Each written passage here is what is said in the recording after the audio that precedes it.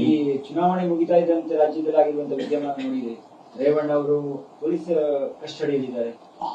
ಏನಂದ್ರೆ ಇದೊಂದು ದುರಂತ.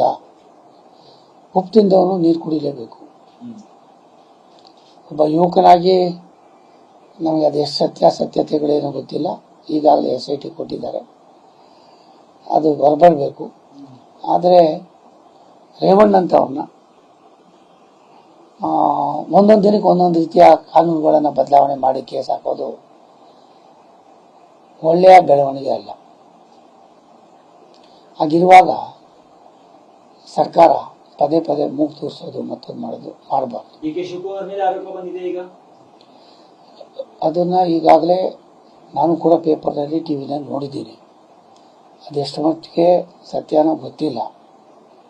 ನಾನು ಒಂದು ಮಾತ್ರ ಹೇಳ್ತೀನಿ, SITಗೆ ತನ್ನದೇ ಆದಂಥ ಒಂದು ಸ್ಥಾಯಕತೆ ಇದೆ, ತನ್ನದಾದಂಥ ಒಂದು ಗೌರವ ಇದೆ. ಕರ್ನಾಟಕ ಪೊಲೀಸ್ ಅಂದರೆ ಈ ರಾಜ್ಯದಲ್ಲಿ ರಾಷ್ಟ್ರದಲ್ಲಿ ಸ್ವಲ್ಪ ಬೇರೆಯವ್ರಿಗಿಂತ ವಿಭಿನ್ನವಾಗಿ ಗೌರವಿಸ್ತಕ್ಕಂಥ ವ್ಯವಸ್ಥೆ ಇದೆ. ಅದಕ್ಕೆ ಧಕ್ಕೆ ತರೋದಕ್ಕೆ ಯಾರು ಕೂಡ ಅವಕಾಶ ಕೊಡಬಾರ್ದು.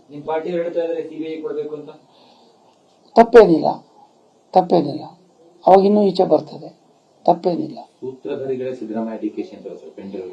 ಒಂದು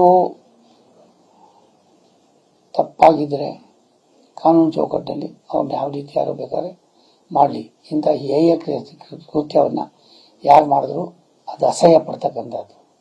ಅದು ಒಬ್ಬ ಲೋಕಸಭಾ ಸದಸ್ಯನಾಗಿ ಗೌರವಾನ್ವಿತರ ಕುಟುಂಬದಲ್ಲಿ ಹುಟ್ಟು ಬಂದು ಇಂಥ ಕೃತ್ಯಗಳನ್ನ ಏನಾದ್ರು ಮಾಡಿದರೆ ಅವರು ಅದಕ್ಕಿಂತ ನೀಚವಾದ ಕೆಲಸ ಮತ್ತೊಂದಿಲ್ಲ. ಅದಕ್ಕೆ ಕಾನೂನು ಚೌಕಟ್ಟಿನಲ್ಲಿ ಕ್ರಮ ಆಗಲೇಬೇಕು ಅಂತವ್ರ ನಾವೆಲ್ಲ ಒಂದು ಕಡೆ ಬಿಹೈಂಡ್ ದಿ ಬಾರ್ ಅವ್ರನ್ನ ಕಾನೂನು ಚೌಕಟ್ಟಿಗೆ ತಂದು ಅದನ್ನು ಯಾವ ರೀತಿ ಕ್ರಮ ತಗೋಬೇಕು ಕೊಡಬೇಕಾಯ್ತದೆ.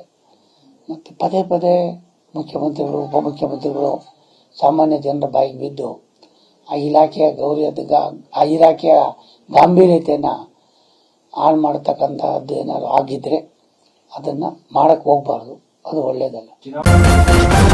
ನ್ಯೂಸ್ ಫಸ್ಟ್ ನಿರ್ಭೀತಿಯಿಂದ ನಿಮ್ಮ ಪರವಾಗಿ.